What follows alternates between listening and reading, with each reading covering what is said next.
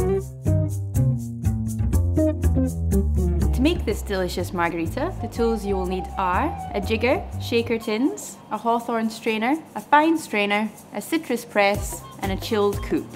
You will also need 2 parts of a good quality and ethically made Blanco Tequila, 1 part of freshly squeezed lime juice, a half a part of Curacao, some quality ice and a lime wedge, and some salt, preferably coarse. Prepare your glass by rubbing halfway around with the lime wedge and then dip it in the salt. Give it a little shake to the side because you don't want any salt kind of actually in the drink. In your small tin, add 2 parts of tequila. My preference is Calle 23, 1 part of the freshly squeezed lime juice, and half a part of Curacao. I'm using the local and delicious Marionette, but a triple sec like Cointreau will also work. Add your ice and shake as hard as you can until your tin is frosted. Pop it open and give it a taste.